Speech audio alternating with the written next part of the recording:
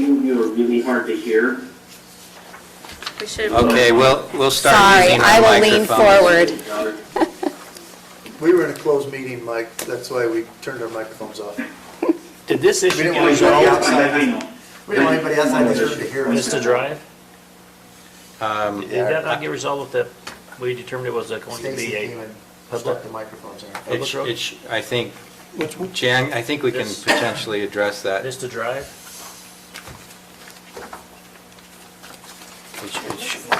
I got that letter. I have this And one. Jan's done some additional research, and I think he'd be happy to address it. So we're now, Part of it. Yeah, so.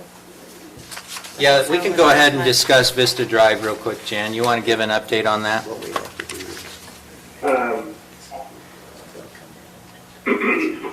I sent you all the paperwork that I think I had. Okay. Lance and I I met see. and went through the file with fine tooth comb. Make sure we understand. We found What was originally agreed. things that went in both directions as far as if it was a public street and if it was a private street. Our feeling is there's enough things from the county saying that it was supposed to be a public street, we would have trouble convincing the judge otherwise. One is the attachment to the letter from the folks on Vista Drive from Garth Day, who at the time was the county council administrator. So even though Member Haslam is correct, he doesn't have that authority to make it a public road. That letter definitely cuts against us, and it puts us in a tough position to say, well, he was in that position and sent the letter, but we didn't, we don't agree with it. Because we did find a few things in the file, including things in public meeting, saying it was meant to be a public street, and the county put up the sign, the county maintained it from the start, and acted like it was public, and so it's one of those you have to decide if it's worth the fight. It's as long as a football field, so is it worth the legal battle if it goes that way to fight over it, or is it easy to just cut our losses and plow it? Okay, so Plowing it's not the most expensive part. It's the repaving it, and maintaining it, that's the expensive part. yeah, so when I talked to Jan about this, so there's the modification on the plat, which was handwritten, cross out, said private, then it said public. There's also stuff in the approval process indicating, from the engineer indicating that it was supposed to be a public road, and there's stuff in one of the hearings indicating that it's supposed to be a public road. Then there's the fact that the county has for a period of years maintained it as a public road. And so I think what Jan's trying to point out is that from a legal perspective, it would be difficult to reverse that position and take the position that it's a private road. Well, so you can hear me. So the issue you got is going back into the packet that was presented to the county council the time that they voted on the subdivision, and all of that was addressed as a private road and not a public road. So, I mean, that was back when the subdivision was approved. And then it was after that that it ended up getting recorded and wrote over with pen by Bill Holyoke that it is now a public road. So And then that's where I was going. I went back and found that, so. And then there's the subsequent, after that got done, they completed the improvements, and then the county manager sent a letter to the bank that held the bond saying the work is completed and these improvements are public improvements. So I think if we're comfortable keeping it as a public road, then we just keep it as a public road. If you want to discuss it further, then I think I would recommend that we go do that in a closed session to discuss if the consensus is we want to move in a different direction. But if everybody said, no, it's a public road, then the issue's done. So my concern, Robert, is what precedent we set for the other 30 roads in the county. And so I wouldn't mind having the discussion, not to say it needs to be public or private, but to discuss how this is going to affect how we address the other roads. We've got some that we're looking at legal action, Okay, depending on which way we go, so. so why don't we can't make a decision on this right now anyway, so let's just postpone it. We can have a closed session to discuss potential legal action with respect to roads. Works for me. Okay. The only other thing I wanted to discuss in the work session is, I guess, just COVID-19 related and operations, and so with respect to the operations at the county. So presently, all the doors are locked, and it indicates that you can only visit the various county departments by appointment only. The one thing I would recommend that we do if we continue with that policy is put a phone number on the sign that says it's for appointments only. Because if you came and you call and they can come meet with you, then your appointment could be right now from So my that perspective. sign is not on the door? There's a sign on the door with numbers, Does it have the numbers on it now? has all the departments. Okay. Because before we even locked the front door, I directed Brett and Liz to put that sign there and recommend people make that phone call first.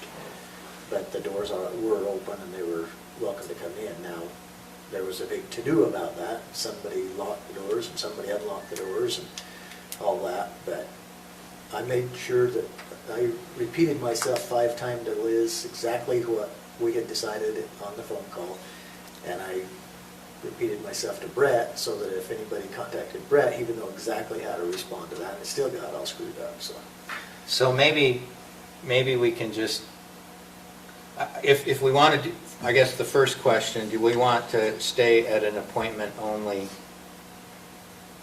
operating procedure? I guess if they can call from the front step and make that appointment, I don't have an issue with it. So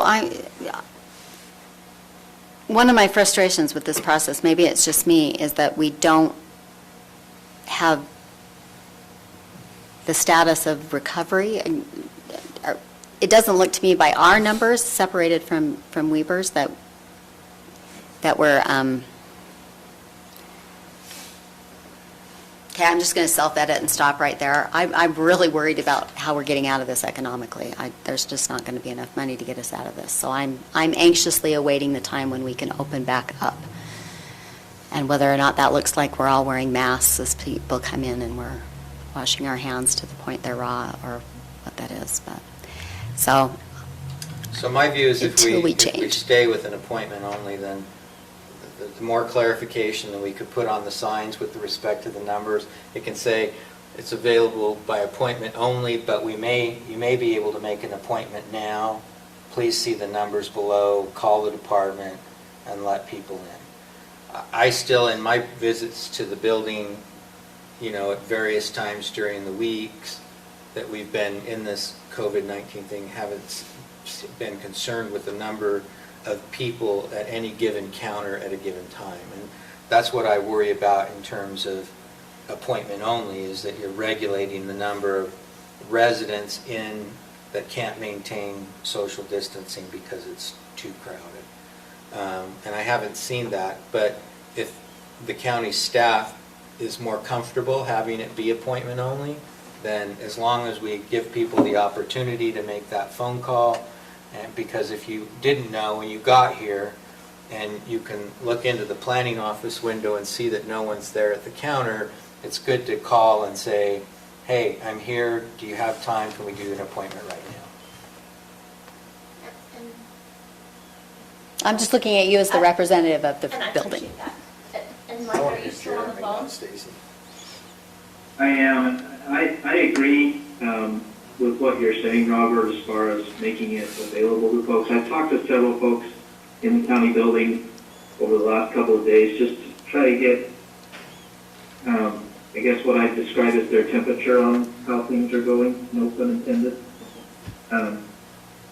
And I think the overall feeling that I'm getting from folks who actually work in the county building is that they're concerned for their own safety. So I feel like if that's something we can do to make them feel more comfortable, move to an appointment only. Granted, we can't guarantee that somebody who has the virus won't make an appointment, but at least I think that would help our employees feel more comfortable. And I think I would really like it, that being said, if we could have some type of a discussion with all of our department heads and elected officials, either later this week or early next week, just to make sure we're all on the same page, because there seems to be some frustration that some folks, interpret what's said or what is written in one way and some folks another. So I think maybe if we can have a discussion all together, that would help alleviate some of that. The inherent problem with human communication, written or verbal. I'm still waiting for you to record the video. Put it out there. I was serious. Record a video. So my view, question okay. is if you do this, is this going to be across the board for all county departments, or county department heads get to pick and choose whether they work from home or work from here? Or So that's a different issue. And we can go right to that. So, but for right now, everybody's comfortable, appointment only, but do what we can to let people know that they can potentially just make a phone call at the door and get in to see people. So that is, when I sent you the email last week that said, by plagiarizing Sarah's signs with the help of Jeremy, we made great big signs and they are on every door. And it says, stop, here's the phone call, here's the phone numbers to every department in this building. And it is on every door. Okay. And that is in place now. And so I've expressed my feelings to Sarah and to Mike in that I don't think anybody wants to shut the building down. That's not our intent. Our frustration at this point is that we don't know what your conversations are and what your feelings are. And that, again, Mike put it well, it's an interpretation of, are you following the Weber Morgan Health Department guidelines? Are we making our own guidelines? Do you want us to stay safe as employees, or do you want us to stay safe from the public? What is it? What is our end goal? What is it that you want from us? And is it that and we want to be consistent. We want you to talk to us as a whole, together, to say, this is our consistent message. We're going to stay open, whether that looks like you have one employee all day in your office, and we're talking the office staff, I'm not talking about the fire department or the sheriff's office. But, I read the Weber Morgan Health Department ruling or order that says that they're, for business, they want it to be, limit the number of employees that are reporting to work and use telework options when possible. Is that what you really want? Or are we doing something different? Or do you want me to have a full staff all day long? Well, do you mind if I answer? Mike, I think you expressed it best in our group conversation over this, we're not so sure we're prepared for telework in most departments at this point. So our concern was not that we weren't addressing the employee safety as much as, are we prepared for that? And as we're going forward, I think my response was that we are looking at ways to do that going forward, because we don't know how long this is lasting. So, and that's,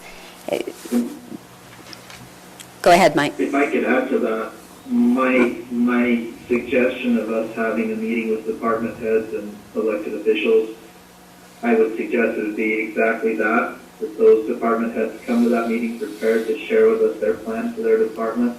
If they feel like they have employees that could work remotely, I think we ought to know what that plan is. If they'd like to, rotate through who's in the office and who's working remotely, I think that would be a great thing to do. I work for a company based out of Logan. We have over 2,000 employees, and all 2,000 are working from home or set up to work from home for now.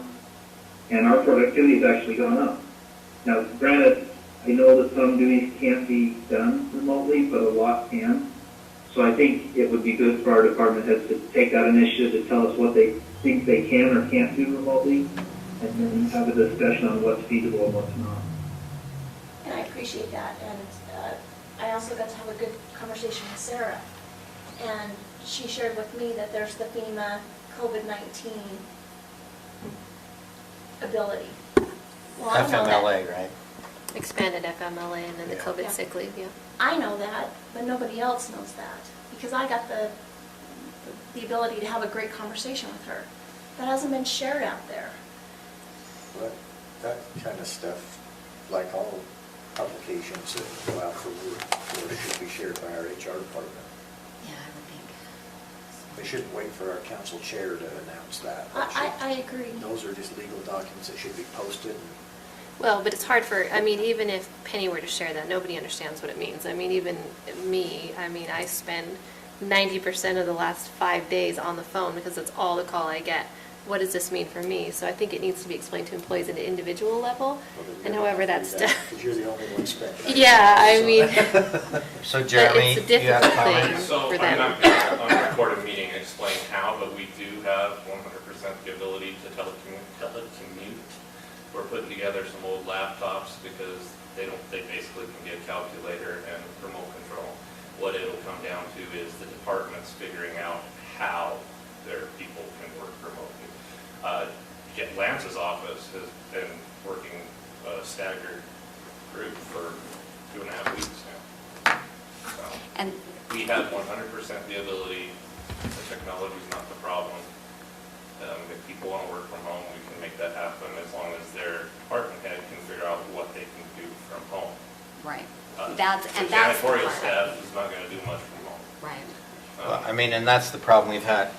I understand Mike's business is a different model, and ours in terms of lawyers is pretty efficient, but in terms of staff that's supposed to be doing filing and that kind of stuff, that doesn't work well from home. You know, they can't do it remotely, and so, But we would appreciate you asking us. I know my staff of 3, there are definitely things that can be done from home if given the capability, or even not the capability. My things that need to be done in the office during the daytime, if what our end goal is to reduce the number of people in the office, if that's what the goal is. If it's not, then this isn't a conversation. Well, the goal is to still keep the county running effectively. And there are some things that cannot leave your office to go home. So there are things that do have to be done here. And I think we're trying to balance a new situation for the council and for the employees. No one was planning on a global pandemic this year. It's thrown everybody for a loop. So as we address that, the other part of this is we want our employees to feel safe and to be safe, but we also need to keep running. And it's that balance between it, because we are here setting an example for the public too, and we don't want to panic anyone by our actions. And I think that's what I feel like the council has been trying to portray, is the tone that we set is going to be the tone set in the community, and so we're very mindful of that as well. So we're trying to find that balance and keeping everybody safe, including the public that come into your office. You from the public and then I from agree you. with you, I Gina. suspended. And to be clear, I'm not advocating that everybody work from home. I'm just saying, And then their I mom. think there Yeah. is potential for that, and we ought to at least explore that with the department heads. So, and I think we can learn from each department as well, because my husband has been staggering, and they had one person go down, and that took them 3 days before anyone could go back in, because they had to sanitize an area to make sure that everyone is protected. But that staggering was happening, and then until the tests came back, nobody else knew if they could go in. So we have to be mindful of that and keep everybody safe, but keep essential services moving. And I think what you'll also find is that we also want to be consistent. We would like to see, nobody wants to shut down, but we would like to see us come together with a plan together. Like, I'd like to know how Weber County came up with a plan for Weber County. So we had each department, similar to what's been suggested, each department sent me basically a memo that said who their critical staff was, who needed to be in the office in the case of an emergency, and then also who could work from home and who could not. And then it was basically just done by department. We left it up to each individual department to determine what they could and could not do. So we didn't, as a commission or as department heads, we didn't dictate who could do what. We just allowed them to operate within. And even still, they'll call me and say, Sarah, what do I do? And I say, I don't know.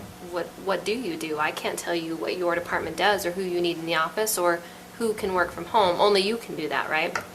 So on that level, we said everybody who can work from home, we want to work from home, and we want as few people in the office as possible. If they can't work from home and they're in the office, then they need to be separated by at least 6 feet. If you can't do that within your office, put them in a conference room or something. We have a computer room that people utilize and spread out. So I guess it was, to answer, everybody was kind of left up to their own, but with the understanding that everyone who could work from home should be at home.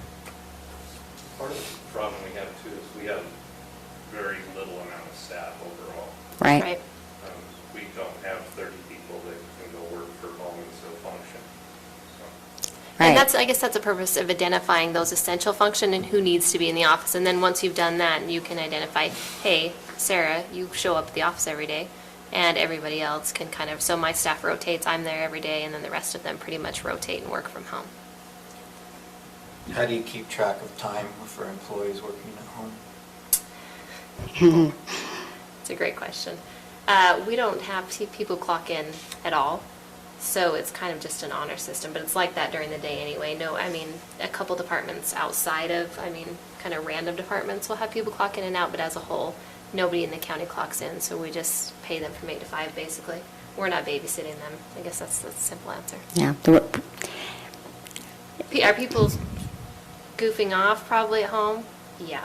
I mean, you will have your few that are going to work and your few that are going to screw around, right? But that's the same place in the office. So we just say, we hope the majority of people are honest and are working from home, and those who aren't, there's no way to avoid it. They probably do the same thing at their desk, so. Well, even if you're not intending to goof off at home, again, It just happens. working at home, the efficiency can drop depending on the nature of your work. Yeah, if your husband's in the other room watching Parks and Rec, your efficiency really drops. There's a reason I go to work every day, okay? Let's just put it like that. Exactly. I'm shipping him out pretty quick. Not So- getting anything done. When would you like to have the meeting with the department heads, and we can have this discussion with them? I do think we run on a fairly minimalized crew, day in and day out, but maybe there's an opportunity for some teleworking. So we just discussed putting these signs on the door so people can call and make an appointment if they get here and realize the doors are locked. If we close down the offices and let everybody work from home, We're not considering. No, I- No. No, Not I think everyone. that essential people still need to be in the office. And you could But rotate Those people through. who are not, somebody's got to be here to help people all the time, whether it's one person or two, whatever, but. I mean, at the end of the day, we're a service organization, so we've got to have people in the office to provide service. Yeah, definitely. Yep. So, If we had a meeting, say Thursday afternoon, would that give the department heads enough time to put together a plan that they could then share at that meeting? And Stacy, I can go over that in that meeting. I can go over the FFCRA guidelines and what it means for them, and hopefully explain it in such a way that they can then explain it to their employees or to at least answer any questions that they have. So I'd be glad to do that. I think that would be great. Is the library open? No, the library's not Yeah. open. Do you know how the city's functioning right now? So I talked to Ty, and we had quite a discussion over it, but the difference that Ty sees in the buildings is that when they walk in, to get to any of the other offices, they have to go through that front counter area, and they had members of staff who were vulnerable population, so they were doing appointment only, especially to go back past that front desk. The county building is set up differently so that you can actually come into one office and not have to go through the central area. So Ty felt like they addressed it a little more aggressively than the county did, but that was their justification and why. But I have to tell you, he explained to me how they open mail now, I swear. and they have gone to very, very in-depth procedures just on how you open mail to stay safe. So they've been addressing it very aggressively, but And that's just overall, but Ty still answers the phone and still attends Zoom meetings and that kind of thing. They're still available by appointment, same kind of a thing. But they didn't allow anyone in because they couldn't get past that front desk. So it's still appointment. I was using an example when I was talking to We've Bob had it for a yesterday, while. but, so the state has closed the DMV, Glenn didn't make that decision, and they've also closed the district court. So if you have somebody come in, and this is when the doors were open, come in and they go to the DMV, they shut the doors because the DMV is closed, and they look over and realize, why is the DMV closed? You now have somebody that's come in and touched the outside doors, Glenn's doors, my counter, and I have a full staff that you've now just infected my whole staff. And when Mike made the comment on his email that he sent out about, don't wipe out the whole crew all at once, well, you just have. So again, it's which one of these do you, is it like Weaver County and said, limit the number of staff that you have there, or? Well, but you're still an elected official that can run your staff, or run your office the same way that Gwen made decisions for her office. That if you can, I don't know if they can work from home. All I know is there are things that have to stay, that cannot be sent to anyone's home or taken and processed at home. If we were at 100% online processing at this point, which I think it's very clear we need to start moving that direction in every department. So I can't decide for you, but if you think you can do like Lance did and rotate through, then I'm good with that. Yeah, I think so too. I mean, I think each elected official or department head should have the ability to run or manage their departments as they see fit and send people home if they can. Obviously, having people here to help. But if you can get by with one person here to help and rotate the people or whatever you want to do, I mean, I'm of the opinion it's up to you to run, your own group. Yeah. One of the things that we're lacking then is that communicated background Well, as a whole. I could go to a lot of different sayings that go through my head, but I don't want to have to micromanage anybody else's department. That's part of it. We're elected officials. I can give you your budget, but I can't tell you how to administer your elected responsibilities. So why don't we have this meeting on Thursday afternoon and we can communicate that and we can go from there and let them, if they can do it. I mean, there's some departments with only 2 people, so, right now. Yeah. So, okay, what time Thursday?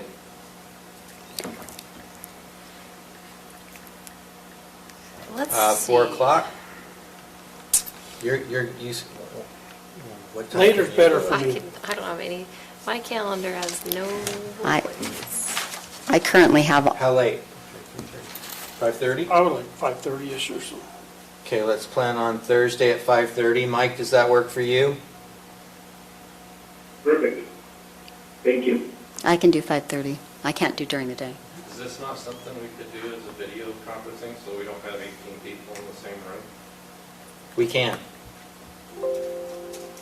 We wanted to show we weren't Yeah, I afraid. agree, this should be a video Are you call. afraid? It doesn't need to be in person. So, will you set that up and send us an invitation Thursday at 5:30? Thursday at 5:30. And then who can communicate to the department heads that they're going to be asked that question? And it doesn't need to be an extensive plan, I'm assuming, but, okay. I can I'd send just something say- out if you'd like. Some sort of plan with a name and phone number or some way, if everything were to go south, who can we call to make sure that life is still happening? That's all. Okay. So one of the frustrations I think I'll express again is there are advantages to being rural Utah, and this is one of them.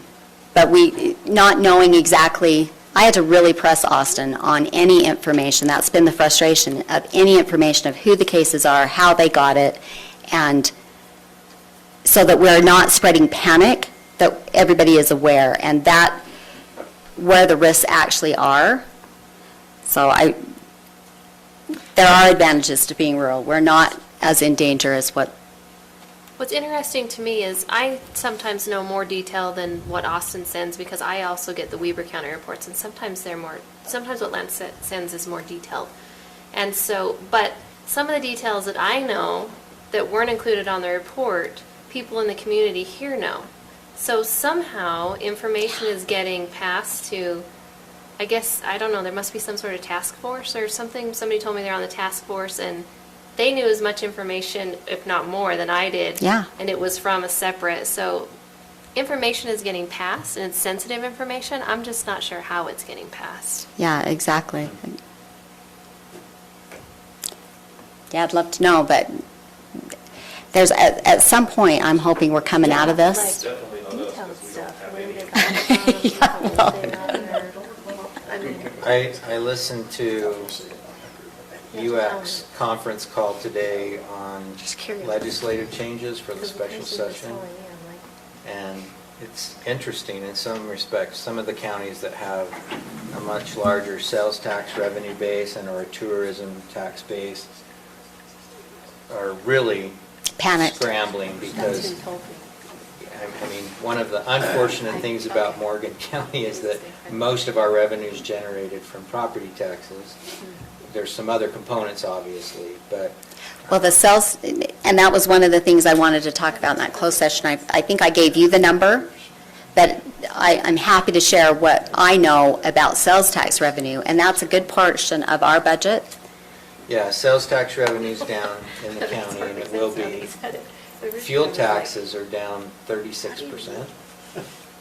And that was in the first 2 weeks. Now we're down even farther. I heard Carlos say 56% drop in travel, and that was in the first 2 weeks. When we went to a shelter in place.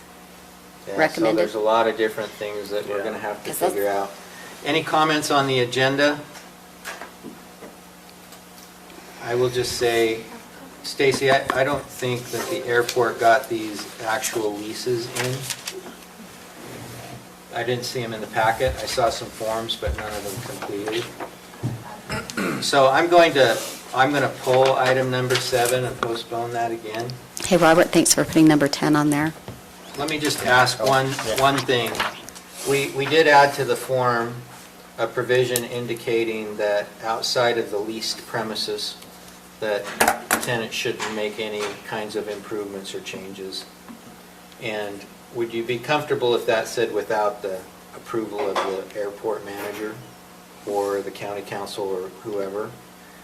That there are some things that have been cleaned up since we just added that language as a suggestion.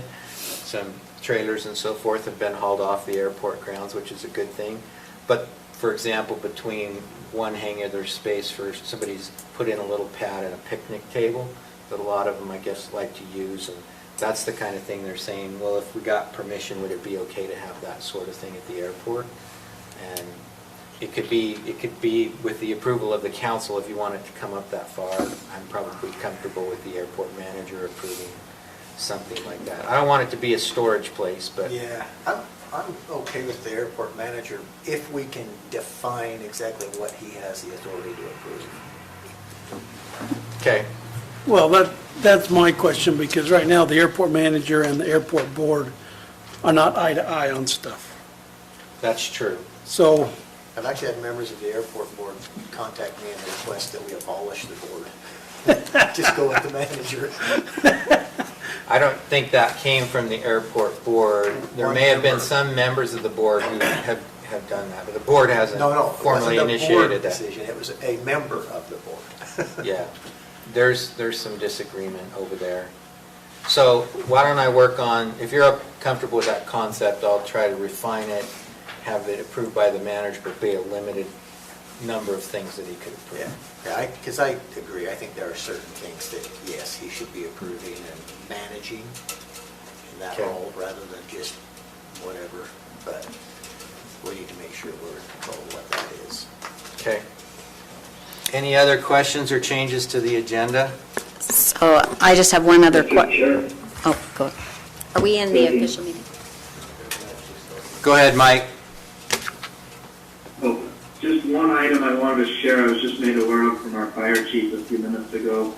I wanted to share it with the council and the public. And that is that the governor is considering a statewide fire ban starting May 1st. That's important because typically May is our busy fire permit season. Most of our farmers and ranchers use that time to burn ditches and such. Oh, boy. So that's information that we want to try to get out to the public so that folks put in for those fire permits in the month of April and get it done prior to the 1st of May. Their intention is they want to limit the potential for wildfires so that they don't have to have firefighters together fighting fire to prevent the spread of COVID. Okay, thanks for that comment. Tina, did you have another comment? Yeah, we can discuss it when we come to the Fair Board rodeo stock contract, because I was asked to make speculation of when we should start planning public events again, and I don't know. Hard to predict. Yeah. Listen, I had a concert scheduled on May 30th, and it already got canceled. Hey, I had tickets All to hope's Brian gone. Regan in St. George. I'm really bummed. Oh, that would have been a good one. Too fun. I signed up for a marathon, I'm happy as can be. In your case, I would be happy too. All right, let's take a 2-minute break and then we can start our regular session. Funny. Stacy, were there no minutes? When Wanted to make sure. Christmas sucks. Sure. So it's hard to read, but is this same chart you're Was there giving hand your sanitizer in employees? here earlier? I can go out to my car and so I don't have to, there's the things. Oh, yeah, I guess so. It's, yeah. Yeah, I got all of my. Yours is just broken down into a chart, but yeah. For the kids. And I got one Yeah, that used to be you don't my mind. drink It's compartment nice. of I my like car. it. It's not my Nothing drink. more I It like is than now ripping the off hand somebody else's sanitizer. material. Absolutely, excuse me.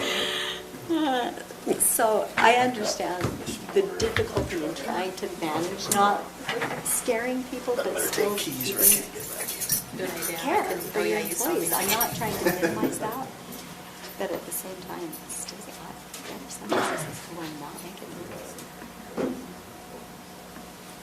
And I don't know how we come out to when we lift it, how people are not afraid. And, you know, anyone with anxiety, wow.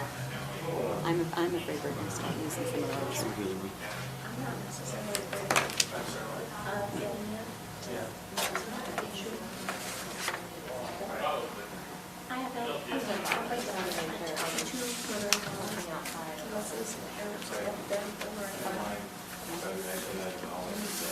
and And that's where Leslie is one where you have to consider what you're taking home, because Dave does the very same thing. And that's part of the whole discussion, is when I say protect the employees, I also mean when you go home. Because at the same time that you want to be safe and wear the mask, because I would spend way too much time on videos these days, but the spread through things you touch at work, or even from your clothes, or all of those things, if Leslie takes that home. So, and I will for you again.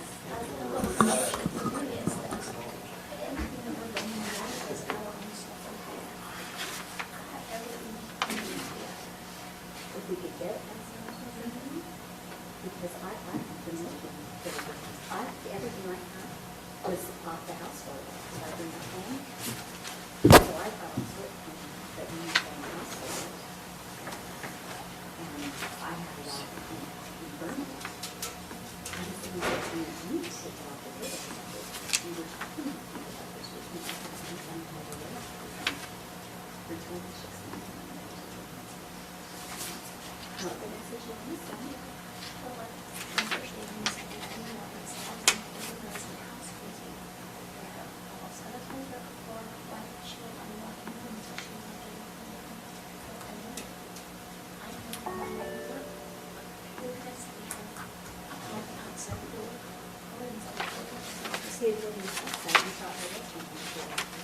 So that was our job, is if we put one. Sarah, you want to go to Weaver County or Morgan County email?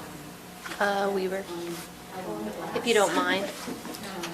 Works for me. That's what I had on here. So if we find them at a store, we're not going to even find them at home and bring them to work with us. And that's, I think, one of the things that we've learned coming out of this is what's in the emergency supplies.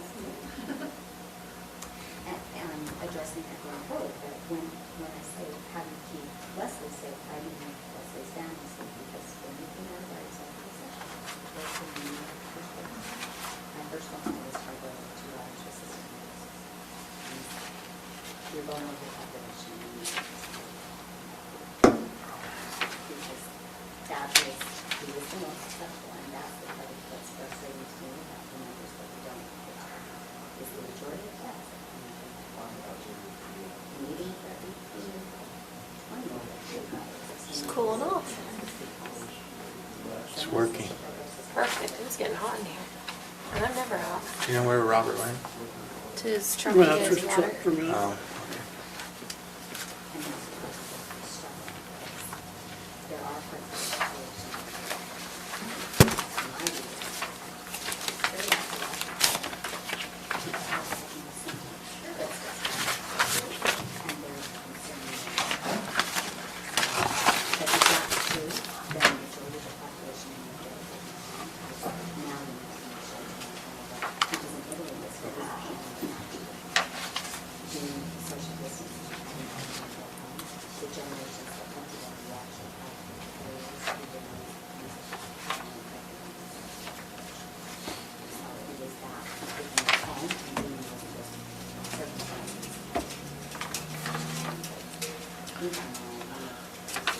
Well, let's go ahead and get going. So we'll begin our regular session for April 7th, 2020. Welcome to those of you who are watching us on the YouTube channel. I'm sorry, given the circumstances, it's best that we hold these meetings remotely and vis-a-vis an electronic means. I've asked Member Cannon to give the opening prayer and the Pledge of Allegiance. Our Father in heaven, as we come before during this time, we are very grateful for the opportunity which we have to meet together as a council and to discuss the needs of our community. Father, at this very difficult time, during the midst of a global pandemic, we are very mindful of those in our community who are negatively impacted by this virus and by whether that is economically or physically and medically.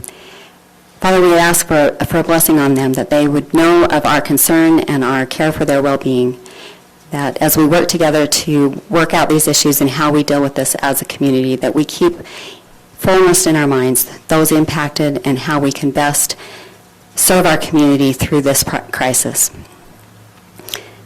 Father, at this time we ask thee to bless us with thy Spirit as we work together and find solutions to these difficult circumstances. And we say these things, thanking you for the many blessings which we have, and we do know that they are many. In the name of our Savior, Jesus Christ, amen. Amen.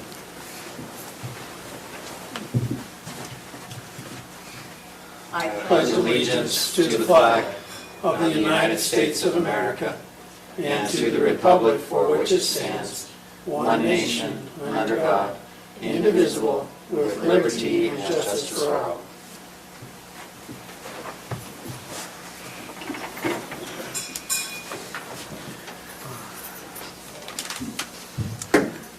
Okay. Discussed the agenda briefly in the work session. Any comments or clarifications to the agenda? I'm going to remove or postpone item number 7 to the next agenda. Any other changes?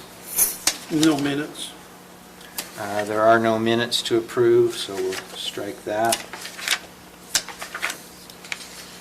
With those changes, I'll take a motion to accept the agenda, approve So the agenda. moved. Member Swan moved to approve. Second. Member Cannon. All in favor? Aye. We're all present tonight. Member Newton is participating by telephone. Declaration of conflicts of interest? Yes. Okay. Number 2. Number Matt 2. Roundy. Okay.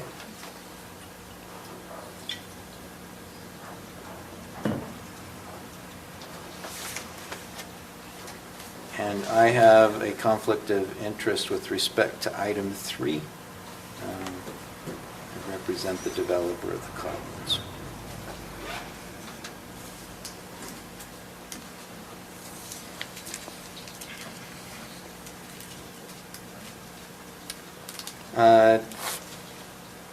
It's time for our public comment period. We did receive one email with respect to the public comment period.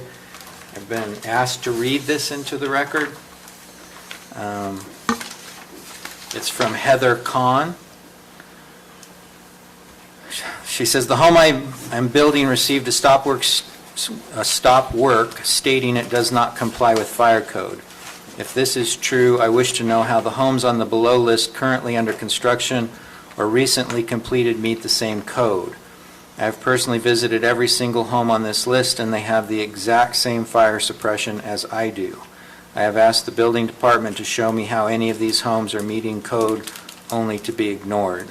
If they do indeed have an adequate supply and access to water for fire, I have the exact same. If my home is illegal, so are they, and the county is required to enforce the law and place a stop work order on any home not already issued a certificate of occupancy. The planning department's continued false claims are easily disproved, and ignoring me will not change the facts." Then she lists homes at Sunny Meadows Drive, 4 homes under construction, Surrey Lane, 4 homes under construction, 393 South Morgan Valley Drive, framing permit issued, I think, framing issued permit after. 2985 South Morgan Valley Drive, 2995 South Morgan Valley Drive, 3511 South Highway 66, 3942 South Highway 66, 4111, 4635, 4667, all on Highway 66, 12 East and 37 East Vista Drive, 900 South, 300 West, recently issued permit, Riverwood Farms, 4 homes, 2668 Morgan Valley Drive, 2112 Morgan Valley Drive, 2270 Stoddard, 2252 Stoddard, 2312 West Old Highway, and 2485 Old Highway. As the county refuses to compromise in any way on this matter, I demand that the county enforce all the codes equally. Am I not due equal protection?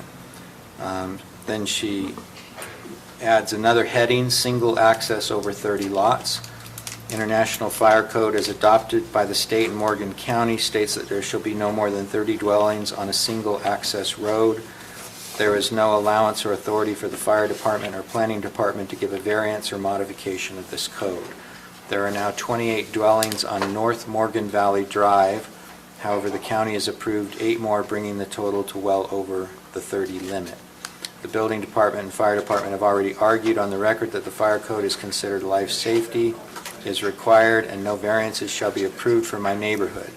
As such, my property and family have been placed in danger by the county. I wish to know when, where, and how the county intends to build the second access road as required by law. And then there is a citation to International Fire Code. I'm not sure how they designate their chapters, but it's D107.1. One of the 2-family dwelling residential developments of 1 or 2 family dwellings where the number of dwelling units exceeds 30 shall be provided with a separate and approved fire apparatus access road and shall meet the requirements of section D104.3. Exceptions: 1, where there are more than 30 dwelling units on a single public or private fire apparatus access road and all dwelling units are equipped throughout with an approved automatic sprinkler system in accordance with section 904.3.1 of the International Fire Code. Access from 2 directions shall not be required. And number 2, the number of dwelling units on a single fire apparatus access road shall not be increased unless fire apparatus access roads will connect with future development. So those were What was her name again? Heather Kahn. And what's her address? Where is she building? I'm assuming Heather Meadows, but I don't know. Lot 3 in Heather Meadows. So Kahn's comments have been read into the record. I have one other item, but it is with respect to a specific issue, so I'll do that when we get to that item. Did you have further questions? No, I just wanted to clarify where where she's at. The reason being, I mean, we're talking, she mentioned Surrey Lane, there's no houses that have just been finished in Surrey Lane, they've all been done for a couple of years. So I'm just trying to figure out on some of these where she's, I thought the same. Where she's coming from. South Morgan Valley Drive ones too, 2,900, there's no homes being built there either. So we received this as public comment. If you're, I can get a copy of this for all of you, and then you'll have all those. okay, Okay. All right. So Robert, would it be appropriate at this point to respond to all of the emails that I've gotten over concerns over social distancing at parks? Because I keep getting all of these emails. And instead of responding to each one Sure. individually. So I do want the public to know that we are taking that seriously, but to please remember that when people are at the park, these are typically family groups that, so if they're at the park in a family group, they've probably been in a home clustered closer together than they are at the park. Please remember that. So I'm not necessarily panicking over the same group that have been sitting around a table for Sunday dinner being at the park playing basketball or playing pickleball at this point, or soccer or anything like that. But I do understand the concern. We are taking it seriously. But if they're outside in the sunlight playing a game at the park, that's probably the same family group that's been together over dinner. So I'm not going to respond to all of them individually. All right, item number 2 on our agenda, Matt Roundy, discussion decision, request amendment of 2019 property taxes. Ratification of the emergency. Oh, sorry, item number 1 on our agenda, council's ratification of the emergency declaration. So I signed an emergency declaration in coordination with Morgan City, and I know she gave that to me. yes. There it is. It's Resolution CR 20-02, and we signed it on the 17th day of March. And it essentially declares a local emergency and allows us to, it opens up the opportunity for various forms of aid to be accessed by the county and/or residents in the county and/or businesses in the county. So that was the purpose of the declaration. But because I did it as chair of the council without a formal approval by the council, I sent it to everyone, but without formal approval, it automatically terminates within 30 days unless it's ratified. And so I would just like to have the emergency declaration ratified. If you want to propose an end date, then we can do that. So, was anybody else listening to the governor's phone call when this question was brought up about this? When they said, you don't need to do these, we've already included every county in the state's declaration. If you want to do it, go ahead, but it doesn't change your status at all. I wasn't on Yeah, that phone there call. was, that question was asked by one of the counties, and he said, you can do it if you want, but there's absolutely no need for it, because we included every community and every county in the state's declaration, so you're already able to get those resources. Okay. So do you want to let this I one don't care. expire? I would appreciate the ratification, Yeah, just just as so a you matter didn't of look- formality. I don't blame you. But in terms of its expiration, this will, unless it's continued or renewed with the consent of the governing body of the county, this will expire sometime around April 17th. Chair, I'd make the motion that we Mr. ratify Chair- oh, sorry. the joint resolution declaring a local emergency by Morgan County and Morgan City.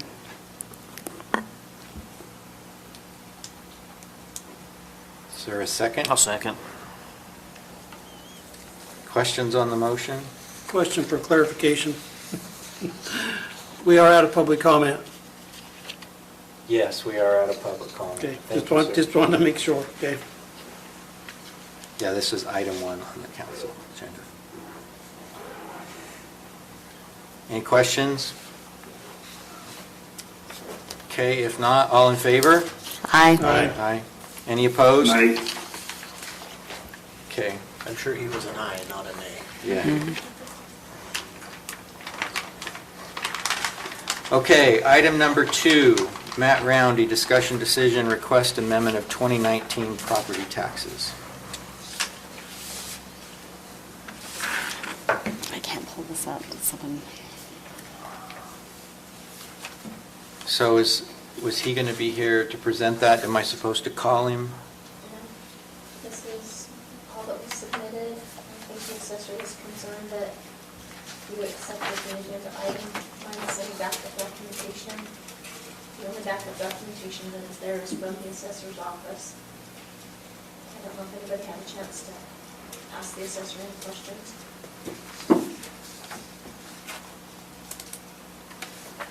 So did he ever send in he never sent in a copy of the lease agreement?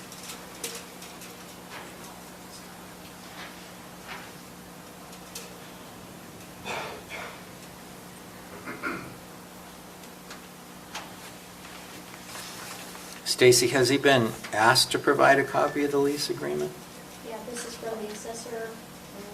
He called her, she instructed him that if he rents again, she's going to leave this at again, these are her notes. She's going to keep him non-primary for 2020 and instructed him again that if he rents on a full-time basis, he will have to provide that information to her in order for her to change it. And she does say he was going to submit proof of this in his appeal to the county council, but we don't have anything other than his email stating it. Well, we don't even have an email from him. It's all just correspondence and his verbal statements to the So, assessor. Roland, with everything Oh, else going on. here's one on the back. March 15th. With everything else going on, is he just not aware that, could he possibly not be aware that we were discussing this tonight or that we were continuing to go forward on this? Does he need further notification before, so he has adequate time to respond? He asked in his email what time he should show up, so I'm not sure if he, Yeah, and he was asking about the March 17th meeting. So have we communicated with him? I'm not communicating with him, no. Okay. Roland, was this the one, do you have any idea on that? Beg your pardon? Do you have any idea if he is aware we were discussing it? I haven't talked to him about it. Because I would hate to make a motion or move on this if he hasn't had a chance to make his case or wasn't aware that we were discussing it. But that's, So, Postpone this until, Mr. Chair, given the circumstances, I move we postpone this till the next meeting to give the applicant opportunity to submit the information we need. I would second that. okay, motion by member Newton, second by member Cannon. Any questions on the motion? My only one would be, are we postponing it to our next meeting? And then can we ask someone to To notify. communicate with him that it's going to be on the agenda and that he ought to provide us with a copy of the lease agreement that he's relying on in order to establish his claim? Do we have an email address for I'll him? amend my motion to note that it'll be till the next meeting and ask that Stacy contact the applicant and notify him of the information he needs. My second still stands. Stacy, can you send him that notice? Okay, as modified with that second, all in favor? Aye. Aye. Any opposed? Abstain. All in favor except for Mike, were you in member opposed? Haslam, who abstained. No, I was an aye, sorry. Okay. we plan to meet on the 21st still, correct? Unless some changes. It's always changing. Yeah, we do plan on meeting. Okay, item number 3, Lance Evan, discussion decision, Cottonwoods Phase 7, Springview preliminary plat. Proposed preliminary plat for 54 units on 16 acres located at approximately 6300 Silverleaf Drive. Current zoning is RR1 PUD with a small portion of RR5 PUD. Okay, we will be calling Skylar Gardner, the applicant. Okay.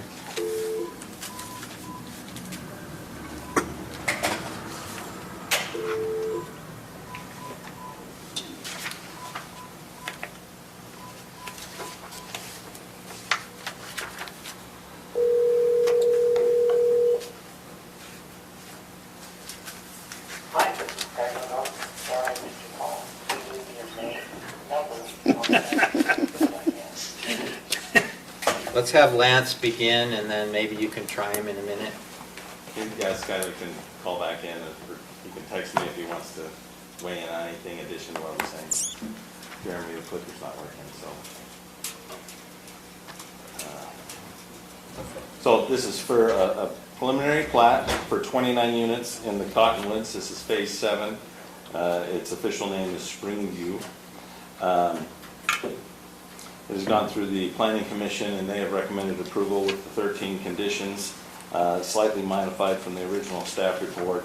Many of the conditions are simply notations or documentation on the plat note that need to be done prior to the final plat submittal.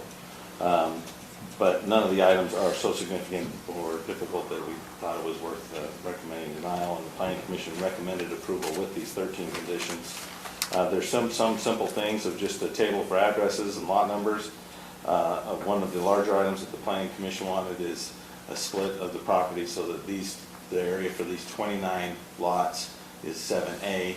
Any remainder portion of that Phase 7 would be split off through a bona fide agricultural exemption and then dealt with later when they come back and do 7B and have access issues addressed. Additionally, there's a requirement in the covenants that the property have a park in it. The Planning Commission agreed that moving the park from the central location to the edge of the area would be actually a better location for the park.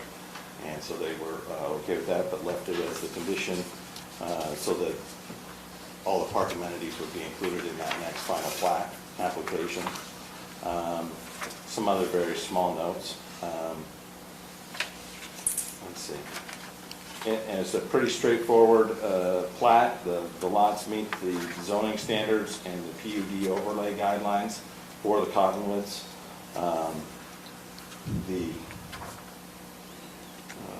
The applicant's got several things that they will do, and they've agreed to take care of all the 13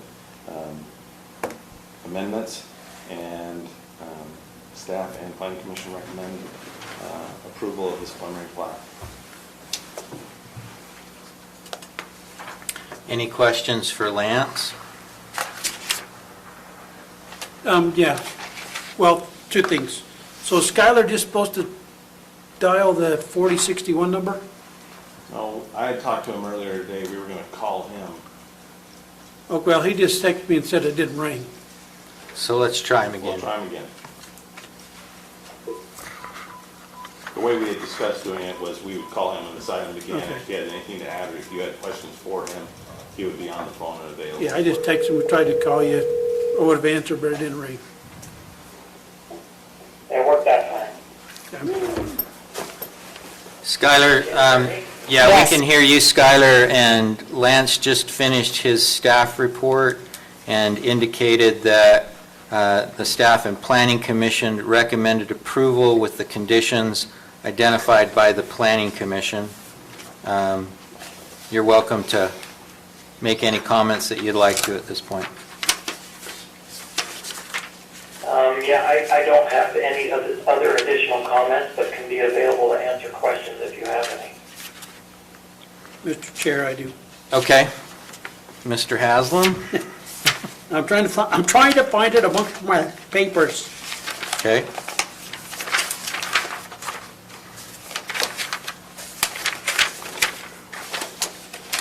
Where'd it go? I'm trying to find my applicant paper. Right there. Okay, so Skylar, You might want to get a little closer to your microphone there. I'll back off my 6 feet. I'll go back. You- Okay, so on page 2, project description, the request is for 29 lots, but your application is for 54. Yeah, that is correct. We originally had submitted for the entirety of Phase 7, including 54 lots. But we've been able to, or unable to, coordinate a second means of egress out of that second area, what we're now calling Phase B. So I had, I'm kind of using air quotes here, amended my application to just be 29 lots 7A. 7B, the remaining lots would be in a different and future application. Okay, so Lance, how do we fix that? Because like I said, our application has 54. Well, all the materials in the staff report reflect the change to 29 units. The application form that they initially submitted, whatever the date is on that, just, I mean, So we're going to have a 7A and a 7B. correct. Okay. So this first part is going to be 7A of 29 lots. Right. Okay. Any other questions for Lance or Yeah. Mr. Gardner? My question's on page 4, where it says, talks about the amenities that are required. I want to know who will maintain ownership and maintenance of the trail system and the parks and the connecting asphalt and all the other amenities listed there. Okay. Well, I'll let Skylar speak to that. Skylar, did you hear the question? The parks will be owned and maintained by the homeowners association. There are actually a couple of different trails. There's a trail that runs parallel to Silverleaf Road. That's the main asphalt. We've actually been installing it in concrete because it's more durable. The parcels will be owned by the homeowners association, but they will fall under the maintenance requirements of the county per the development agreement. There's also some nature trails that run on the south border up and around, kind of encircling the lot. Those will be nature trails, dirt trails. Those will not have a maintenance requirement, given the fact that they're just dirt and will be owned and maintained by the homeowners association. Which page are you on, Robert? Page 4 of the packet that Lance gave us. Second paragraph.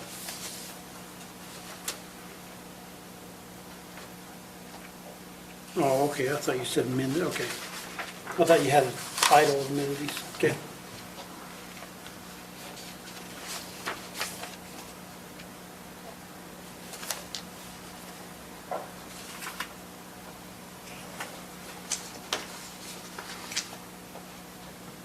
So did that answer your question? Yeah, I'm just trying to look at this really big map and understand everything.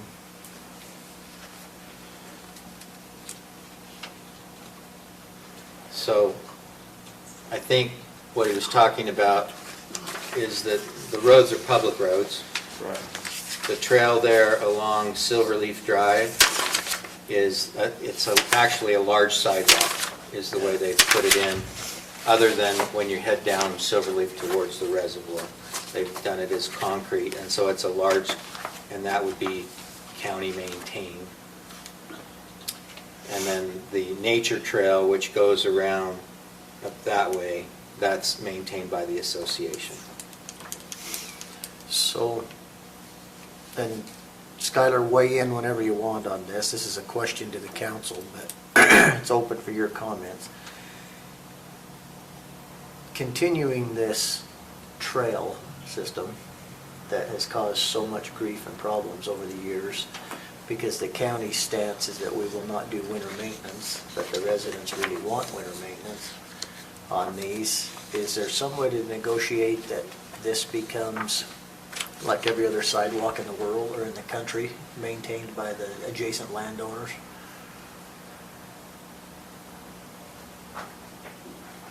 Are you asking me or I'm asking- That's Skylar? a question to the council, Lance, and I said Skylar can weigh in if he's got comments to make. The policy and how we've handled that, I believe, is outlined in the Cottonwoods Development Agreement. It is. So we would just have to amend that development agreement, would be my opinion of how to fix that. Let's Okay. address it there.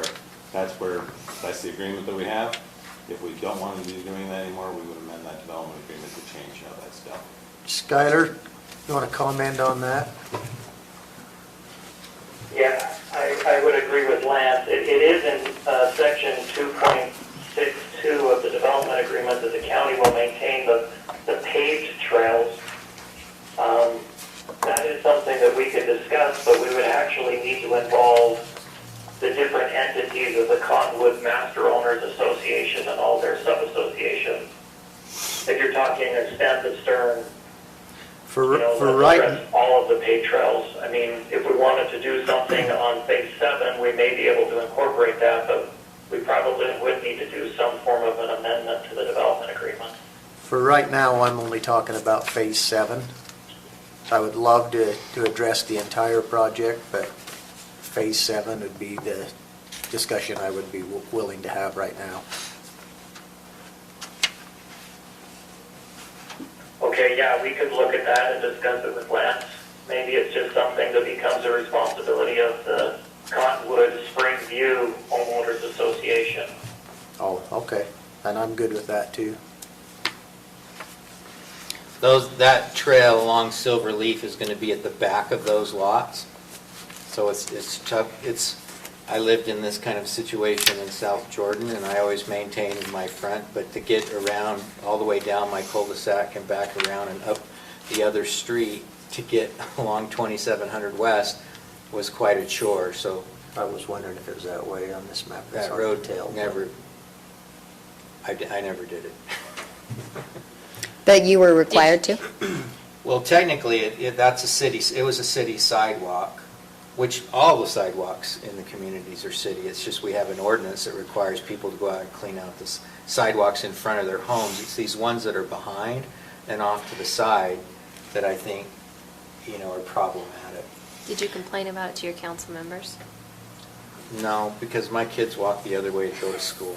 Just checking. But if, And that's the biggest concern I think residents have in the wintertime. Right. And then there's that extension of the trail down through Silverleaf, although I don't know where they're walking in the wintertime on that for school purposes, but Sure. other areas up reasons, I there, understand why. they It gets a are lot used. of use.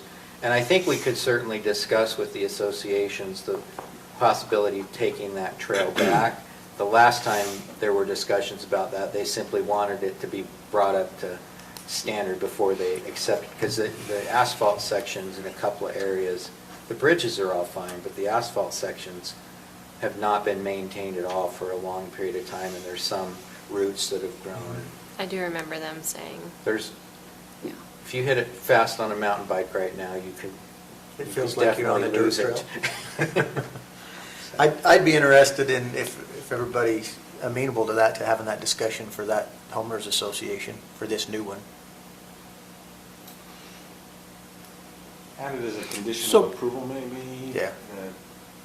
Yeah, I don't Well, necessarily. can you have it as a condition of approval to amend a development agreement? Because Well- it's a development agreement. The amendment, I think, is a negotiation, but you can have that negotiation take place and that discussion take place. I don't know that you can, I agree with Tina, I don't know that you can say, I'll approve it based on, Yeah, do it the way I say. Yeah, You amend it the way I say. I mean, maybe you can ask that, and they can just. but they can say no. Yeah. So, Member Kilmer, so are you talking about up there next to Silverleaf or the ones that go behind the lot? I'm talking about the Just show them trail right there with the system. red light, Lance. The trail system he described that goes along parallel to Silverleaf. Okay, you're talking about that dead space that Gardner's still own. Yeah, it's going to be a concrete sidewalk. Well, yeah, slash just a trail. continuation of the Yeah, it's all meandering trail. Yeah, it's already along all of Silver. But it's Or been, most of it's Silver been a Lake is real about- big source of animosity between those residents and that. These are new residents coming in. If we can fix it for that section now, then we can work on what we do for the rest of it. over time, but this would be just one problem off the plate that neither developer or the council has to worry about. Okay, well, see, I'd like to see them all go clear to Silverleaf. I would too, but I'm Yeah. willing to start here. My question is not whether or not I agree or disagree, it's whether or not it's even possible in the development agreement to have this discussion if they can say no, because what is the incentive? No, that's why I asked Skylar, are you willing to have the discussion? Yeah, I And think- he said he is, so. I think Skylar's indicated they're willing to have the discussion. I probably wouldn't make it a condition of approval, just because it's in direct contradiction of the development agreement statement. Yeah. But that's up to you. I would say that we're willing to entertain the discussion specific to phase 7, but we would also be the lead in going back to the Master Owners Association and continuing that dialogue to see if we can't further it along for all of them. Perfect. Any further questions for Lance or Skylar? Yeah, Lance? I have a question for Skylar. Okay, go ahead, Mike. And this one, Skylar, is from our fire folks. And the question, and this probably doesn't pertain to this in particular, maybe it's spelled out in the development agreement, but the question is, does the homeowners association allow outdoor fire pits in this area? Do you know? We do not. In the CCNR's outdoor wood-burning fireplaces are prohibited. They have to be a gas fireplace for them to be an exterior fireplace. That's great. Thank you, Skylar. Appreciate it. Mr. Haslam? So, question, Skylar or Lance? I mean, it shows the fallout for the reservoir. But I don't see anything in here, or maybe there doesn't have to be. The fallout if the reservoir was to fail, doesn't that normally show on a map? I mean, if that was the, I'm just looking at, like the old Silver Lake Pond, okay? Everything is built out of their flood zone if that was to collapse? Does that same thing apply here? Not everything. Yeah, so the camera is currently focused on the whiteboard, the white screen. Yeah. And the gray shaded area is the probable maximum flood delineation high point for a failure of Cobble Creek. And so what that would be is if there was a major rainstorm, a 1,000-year event, Cobble Creek was completely full, and there was an earthquake that ruptured Cobble Creek Reservoir, that gray shaded area is where the flood inundation would occur. Okay, that's just what I wanted to clarify. I didn't know if that was just for the spillway or if that was for the dam failure. That Okay. is the PMF, the probable maximum flood for the state requirements. Okay. Any further questions? I hate to bring this up to Skylar, so I'm really kind of kidding, but this is an odd year for, this might be our 1,000 years, so that was good to know.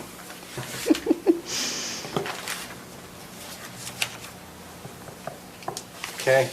I don't think Austin likes hearing you say that, Tina. I'm sure he doesn't, but I'm living in a strange world. If there's no You're all in further, it with me. if there's no further questions, then I'm ready for a motion. I move that we approve Cottonwood Springview Phase 7A subdivision preliminary plat application 19.050 located at approximately 6500 Silverleaf Drive in the Mountain Green area, based on the findings and with the conditions listed in the staff report dated April 7th, 2020. Is there a Second. second? Cannon, Member Swan made the motion, Member Cannon second. Any questions on the motion? Just wanted to clarify, your motion is 7A, 29 lots. Yes.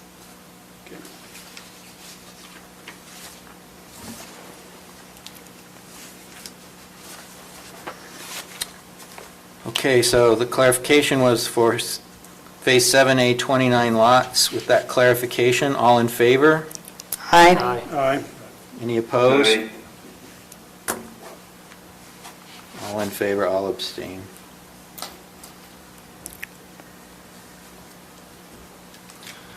Okay, that approved? Was approved. Thank you, have a good night. Thanks.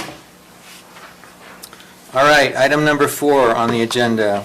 Dave Webster, a discussion decision to amend ordinance CO-10-10 to adopt the current editions of the building and safety codes.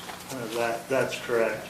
I made the changes that you requested as far as capitalization goes, and I have removed the portion that would adopt Appendix B of the International Building Code. Further review of that, it wasn't that much different, so I think that the wording you have is adequate, so we don't need to amend that any further.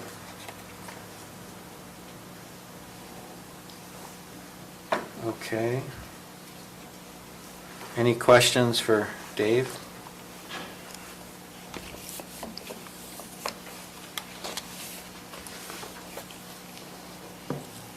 So we will just update this form. You've made these changes, but we'll update the motion form to list the correct members of the council. And Oh, is that incorrect? Well, Well, in the packet, I included the, oh, the black line. Okay, all I right. included the way it should, the way it's intended Okay. to be approved, and the old one with the underlines. and That's just the overstrokes. black line. I get it. Thank you.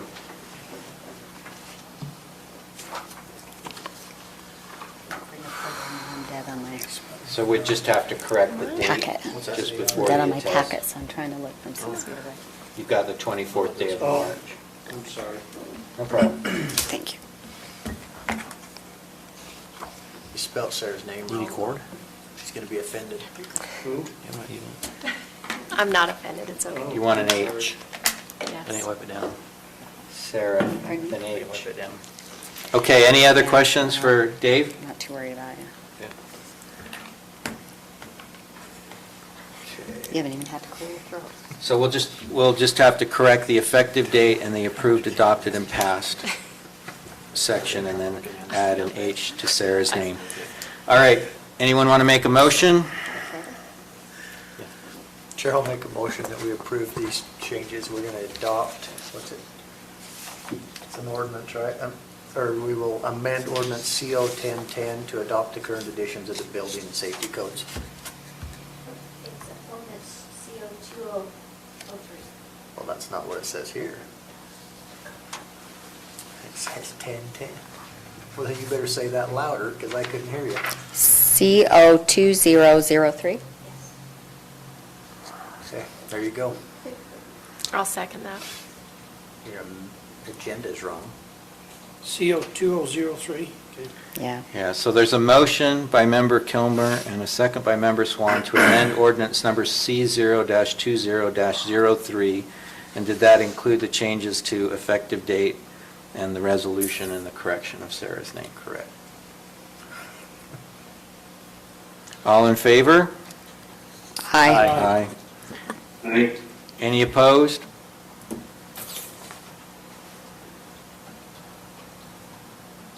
Thank you. Thank you. Okay, item number 5 on our agenda is Dylan Taggart, discussion decision improvements at Taggart River access area. Are we supposed to call Dylan? This is one of your postponed items. Have we had any contact with Dylan? Are we in the Are same? you aware of what this is about? It's the items that he's emailed the council on in the past, is my understanding. I don't have any current information on it. I will just report that the signage is done and ready. We're just waiting for that to be delivered and then we can install it. So what he submitted is handwritten. It says possible boat ramp, fill-in ditch with a question mark, money from outfitters, signage / rules. I'm not quite sure what. So he has approached the cement plant, namely Ernie Durant, to construct this. And so Ernie gave me a little bit of a description of what he was talking about. He wants to build a concrete boat ramp for pulling the boats out right there. The issue with that is that it has nothing to do with the county. It's the Army Corps of Engineers, and it would have to all originate with something there. If the county was really big on the idea, we could help facilitate that conversation, but it's not a county issue that we can even deal with. Okay, so boat ramps, you mean just for rafts and stuff like that? Muted. Correct. A small boat ramp, and then, Unmuted.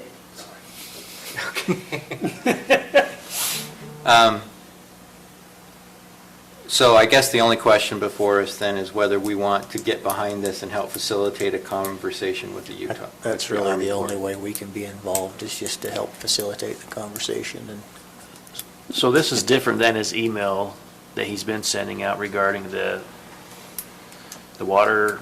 Oh, the water part? Yeah, that mean, Which I think is a great idea. It's just out of our budget and league.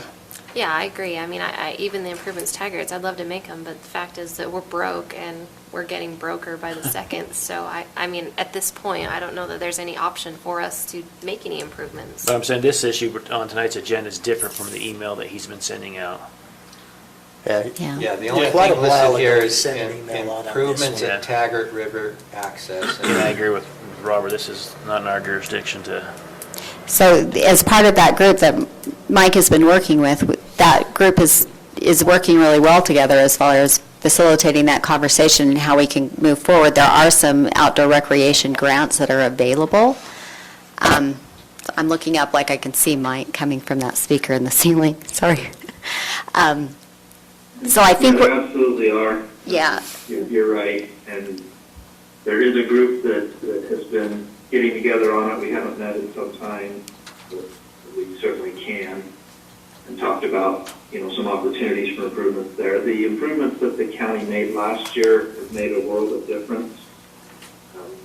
I would like to, continue to make minor improvements, understanding that we don't have a large budget to make major improvements all at once, but minor things, the road base we did, fixing the road, providing a couple of porta potties and trash cans made a big difference for both the businesses that operate there and recreation. So and I think we need to continue that. We can continue to have discussions about, what the next steps are. Maybe a boat ramp is the next step.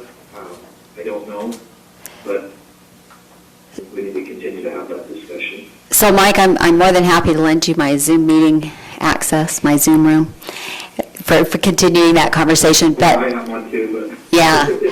Yeah. But as you go forward, and I think that would be an appropriate message back to Dylan, is that group, as it meets, will continue to discuss this and set a priority, and he's welcome to attend and be part of that conversation. And is there any objection from the council with respect to that approach? this group This discussing? group meet, I mean, frankly, if they came and said, we'd like to approach the Army Corps, I don't have any objection from the county perspective, and if there's grant funds or if it's privately funded, then great. Yeah. No problem. Agree. So I think I'm just going to go, he marked every box for discussion, decision, both, and information only. I'm going to just view this as information only. We receive the information, and then, remember, Newton, if you want to follow up with him on that, that's great. Sure. Happy to do so. Okay.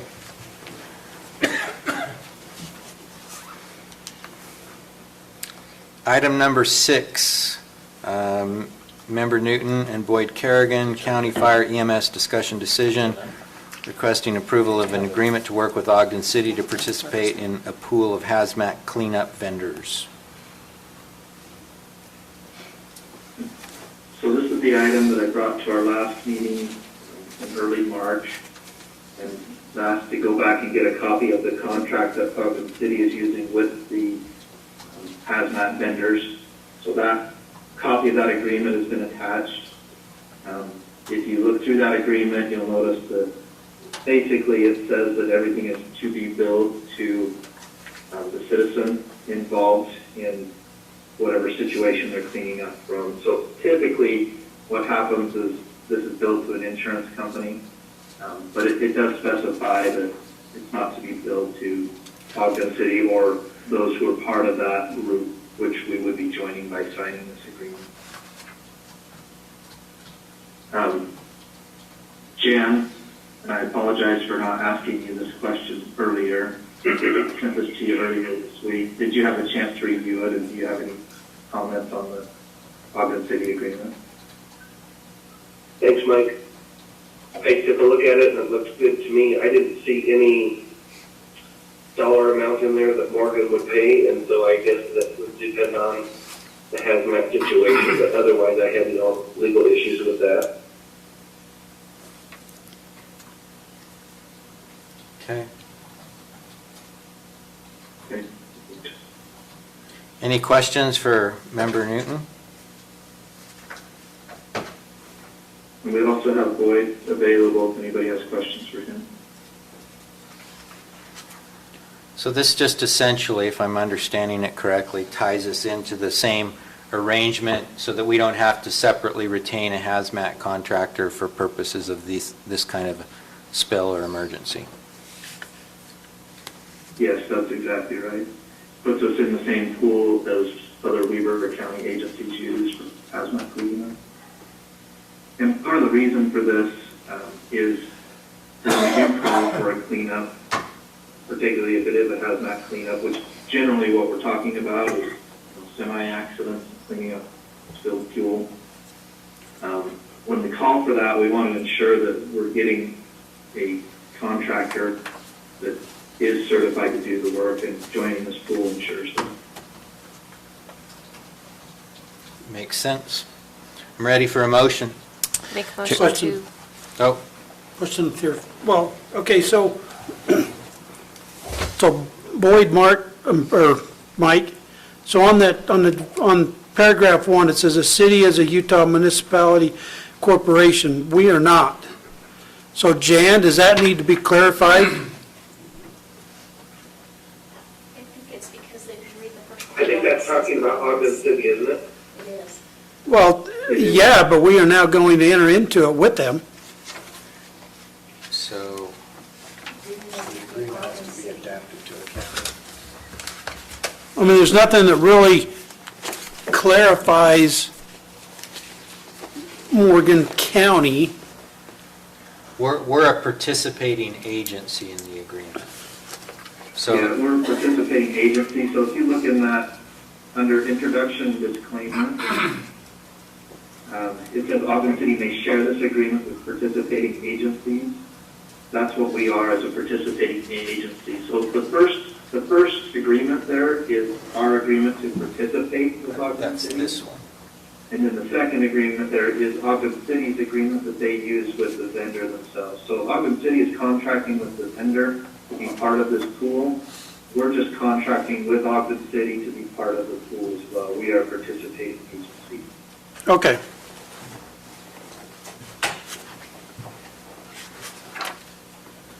Any further questions? Okay. Member Swan, you were making a motion. I will make a motion to approve the agreement to work with Ogden City to participate in a pool of hazmat cleanup vendors. Second. I'll second the motion. You were too late. Member Ballantyne did. So, Sounds good. Member Swan made the motion, Member Ballantyne the second. Any questions on the motion? All in favor? Aye. Aye. Any opposed? Thank you. Item 7 was postponed. Item 8, this is Member Newton, Kilmer, and Swan.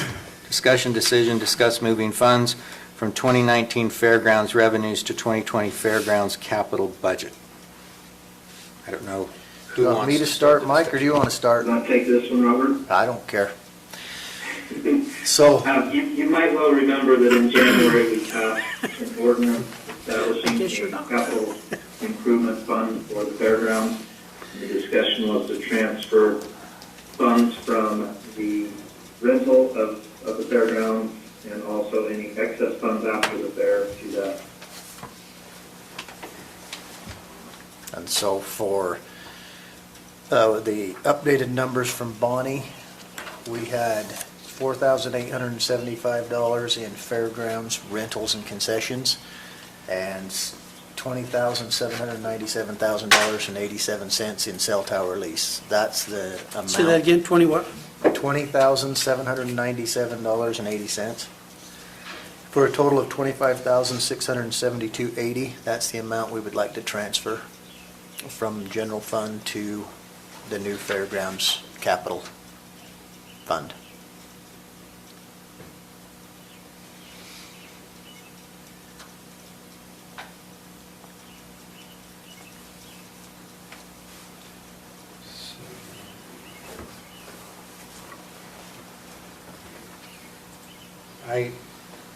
Sarah sent around that proposal on purchase contract, and I printed up a section of the code, the Fiscal Procedures Act, and I was thinking, I just want to make sure we don't violate this with respect to any reserve funds for capital improvements. I don't think we would, I just wanted to make sure that we looked at that. And I thought I had highlighted the section, but. So this would be taking general fund money and putting it into a capital fund reserve, not the other way around. I'm not sure what code you're referring to, but. It might be fine under this 173646. Legislative body of any county may establish and maintain by ordinance a reserve fund to be accumulated by levy for the purpose of finance. Oh, no, that's not. That's we're not doing our this by capital levy. fund that we're running, we have that levy assessment on. That's what's paying for the new windows in Jan's office he got this week. So I'm putting them in. Okay. Any other questions? Yeah, better do it now before. It's really tight here in a few minutes. All right. Is there a motion? Chair, I'll make a motion that we transfer $25,672.80 from general fund balance to the fairgrounds capital improvement fund. Is there a second? Second. Seconded. Mike, you're too slow, come on. We've got you on a slight delay, You're 3 Mike. seconds behind us, so you've got to anticipate. So Member Kilmer made the motion, Member Swan seconded. Any questions on the motion? All in favor? Aye. Aye. Any opposed?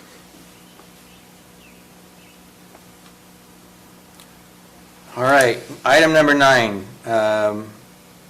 Members Swan, Newton, and Kilmer, discussion, decision, review of rodeo contractor proposals. The Morgan County Fair Board would like to discuss the rodeo stock contract.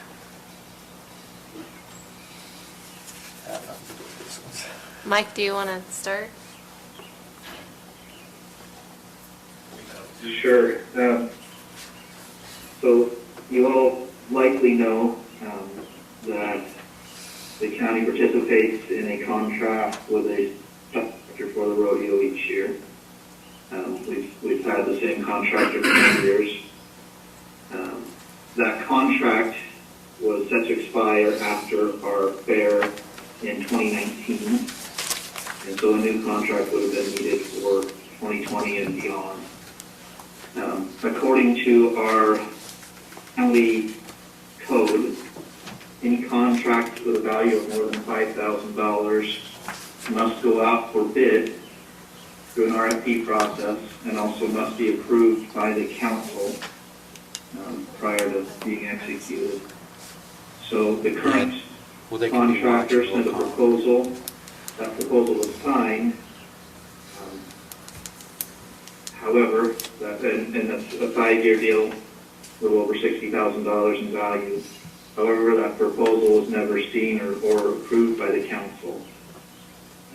The Fair Board has requested that we follow our policy and our procedure, put out an RFP for bids as required by that policy, which we've done. That RFP has gone out. We received 3 responses to that RFP. I emailed a copy of those responses to the council earlier today. We should have copies of all of those. So I think the intention now is to first open those proposals.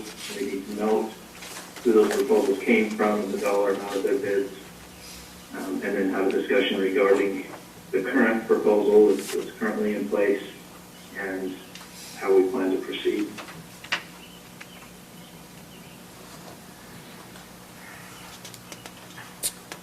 Okay. So, I've got multiple things here. So is the Broken Heart Rodeo Company, is their proposal consistent with the agreement that we signed with them? Did they respond to the RFP? Or do we just have their existing contract? We only have their existing contract. Chair, I would recommend that this discussion go into closed session based on the potential for litigation, as was indicated in a letter that was sent out to the entire council, and that it should not be discussed in open meeting until we have discussed that letter in a closed meeting, and how we want to proceed with that. You want to do that even before we review what proposals we received? I do. Okay. So if we're going to go into a closed session, can I recommend that we, I don't know what the proper word is, so correct me, Roland, if we table this and then do item 10 and then do our closed session as our final item? Fine with that. Yeah, table is right.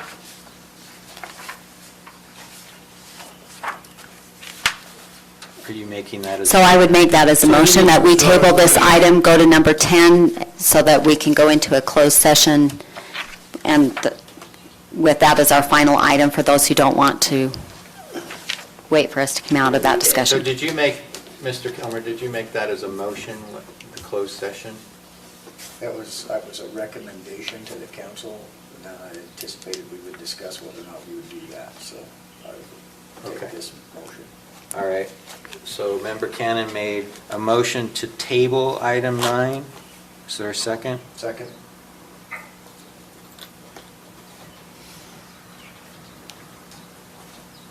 All in favor? Aye. Aye. Any opposed? All right, so we'll go to item 10, and then closed session, and then we'll discuss what happens after that. Mr. Kilmer, discussion decision, pay the remaining $500 for NACO training for Zach White. So you all got an email from Tina quite a while ago explaining this NACO scholarship. Zach has been awarded the original amount, and it's just I think it's $499 is Yeah. the balance.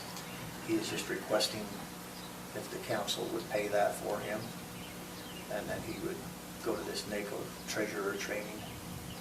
Well, it's leadership training, so it's not necessarily specific to the office, but it is leadership training. As I said in my original email, I think Zach has shown a lot of initiative on things. I'd like to be, this is a one-time offer of the larger contract, but they approached me at NACO about our county not having used that scholarship money. That came to mind, and I had approached Zach on it. Zach immediately jumped on it. NACO has contacted me, said he's gone through their application process. All that's waiting is for us to approve the other 500. They do that online. Pursuant to a motion, or is it just a? Well, we're We're spending money, so we do have to do it. Any questions? Ready for a motion? Chair will make a motion that we pay the remaining $500 for NACO training for Zach White to come out of our general fund. Second. Motion by member Valentine, second by member Cannon. All in favor? Oh, well, is there any questions on the motion? All in favor? Aye. Aye. Aye. Aye. Does that mean you had questions on the motion? Okay. All right. Now, Mr. Kilmer, if you'd like to make a motion. I'd like to make a motion to go into closed session for potential litigation. Speaker and dialer are placed back on the charger. Thank you. Mr. Kilmer made a motion that we go into closed session to discuss potential litigation. Is there a second? Second. Any questions? All in favor? Aye. Aye. Can you take just 1 minute so I can Yeah. call back?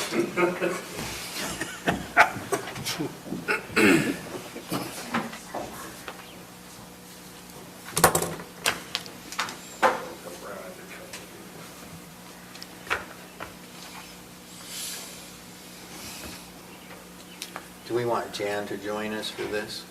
Yeah, I think he's planning on it. It's just not the same without having Tina Close the Kelly. window now? Yeah, you cold? Kind of weird, huh? Yeah. Yeah, he figured out that the heat set. Hey, Jeremy, thanks for your help. You're welcome.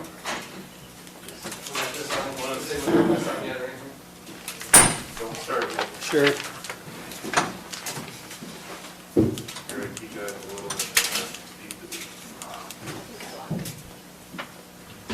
I'm gonna crap off Jan's spot here. So we all got that letter. I'm not sure we're quite ready yet. Oh, never mind. They might get kicked off. Please enter your access code followed by the pound or hash sign.